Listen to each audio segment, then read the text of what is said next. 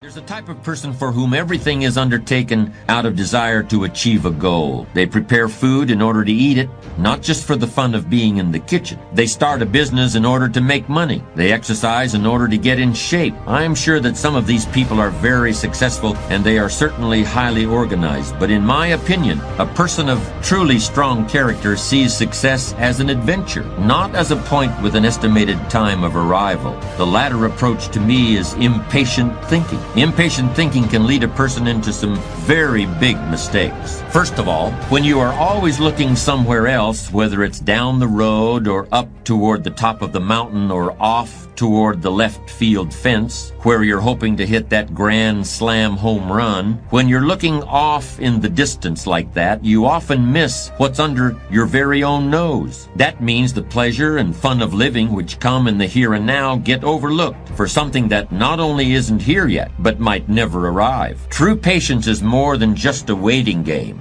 Patience doesn't mean you sit around hoping for something to happen. Patience is not a passive quality. Sometimes patience can mean doing something else entirely, thinking about another venture, taking off in a different direction while you give events a chance to run their course. All through his long career on the screen, John Wayne never felt he got the credit and recognition he deserved for his skills as an actor. Yes, his films were consistently successful at the box office, and even today, John Wayne is still the #1 favorite movie actor in the United States. But a big following among moviegoers didn't translate into critical esteem or the respect of his peers. That's what the Duke wanted, and he felt he deserved it too. Then in the last years of his life, he made a movie called True Grit, in which he played a drunken, one-eyed old U.S. Marshal named Rooster Cogburn. That portrayal got John Wayne the Oscar he'd been waiting 40 years for. It wasn't the kind of high and mighty hero role he'd played when he was young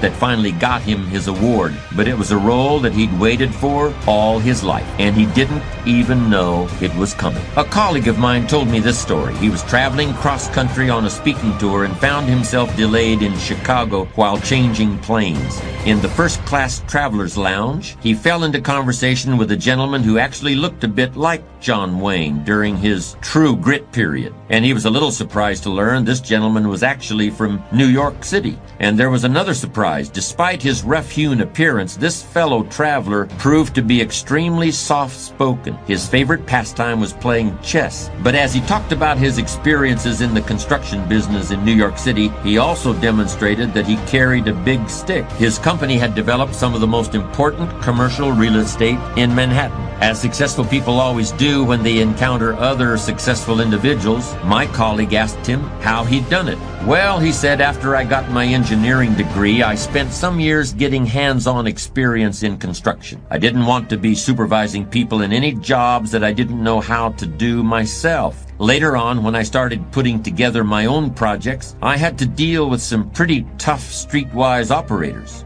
Cement company guys, building inspectors, trucking companies. But I never tried to pretend I was any kind of hard case myself. I used to tell them right up front, you play straight with me, and I'll play straight with you. I never tried to take advantage of anybody, but I never let anyone take advantage of me either. You see, I always was, and I still am, a great counter-puncher. Anybody who takes a shot at me in business had better make sure it's a good one, because I'm going to hit back hard. But it's like chess. You don't necessarily hit back right away. You have to be patient. You have to wait for the right moment. You have to let the other guy know, okay, you had your chance. Next time it's my turn. But you don't say that out loud. You don't say what you've got in mind, and you don't say when it might be coming. You just go on, polite and friendly as ever. You don't ever let on that you're waiting for an opening. But you rest assured that your chance will come. It's like any other investment. It takes patience. Patience is the key.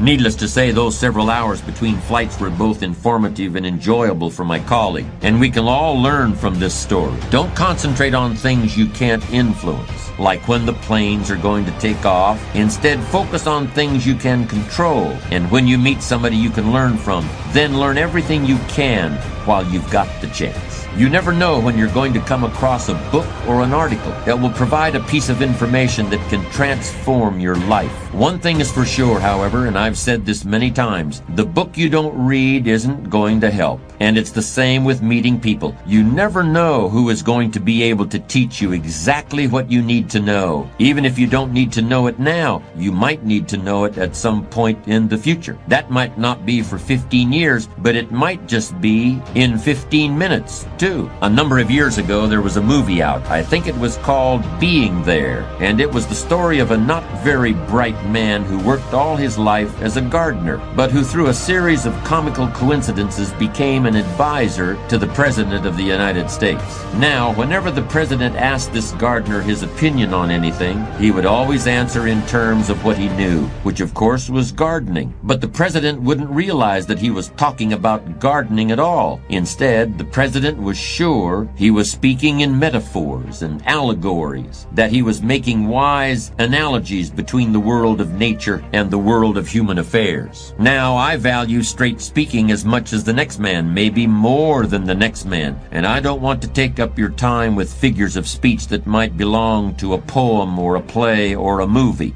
But with respect to the topic of patience and its role in building a strong character, I do think that gardens have lessons to teach us all. Lessons about sowing and reaping, about tending and keeping. For example, there's a story about W.C. Fields, the old Hollywood comedian. Fields bought himself an unusual type of cactus called a century plant. It's called a century plant because it blooms so rarely that it seems like it only happens once every 100 years, although in fact the time is much shorter. Anyway, Fields had purchased a century plant from a florist who was either misinformed or not entirely honest, because he told the comedian that the century plant was just about to burst into bloom. And wasn't that an exciting thing? It apparently excited W.C. Fields because the notoriously cheap comedian agreed to pay top dollar for the rare treat of seeing the century plant produce a flower. Well, Fields invited all of his friends over to his house to witness the historic event. The company arrived, food and drink was served, and all eyes were on the plant, but no flower was forthcoming. Finally, outraged and embarrassed by the uncooperative cactus, Fields took a riding crop and began to furiously thrash the plant, all the while he was shouting,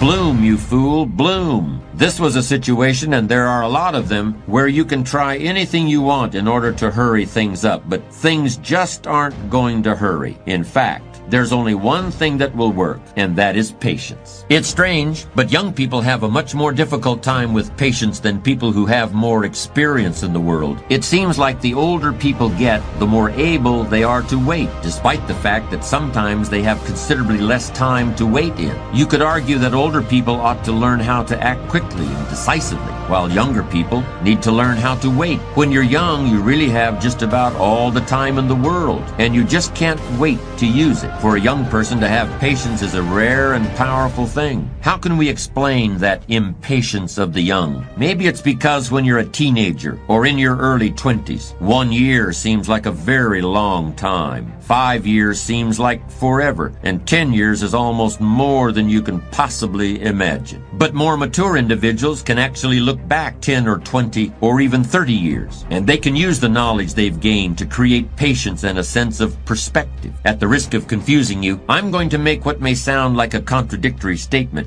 Here it is. A patient man is always richer than an impatient one, even if the patient man has less money. What do I mean by that statement? Well, riches and wealth can take other forms besides dollars and cents. Okay, that sounds good, so in what sense is the patient man richer? The actual answer is very simple. A patient man is always richer than the impatient one because the patient man can always afford to wait. The patient man is never desperate. The patient man has time to spare, while the man in a hurry is always on the verge of bankruptcy as far as time is concerned. In any situation you can think of, impatience is a source of weakness and fear, while patience is substance and strength. And here's another way that patience gives the person who has it an incalculable advantage over the person who doesn't, and gives him deeper insight into himself and others, which is a mark of great character. If you can only see the short term, if you can only think in terms of the here and now, then you are like a man with one eye. You can't judge distances. You live in a world that's flat and two-dimensional. In other words, the impatient person lacks all sense of perspective.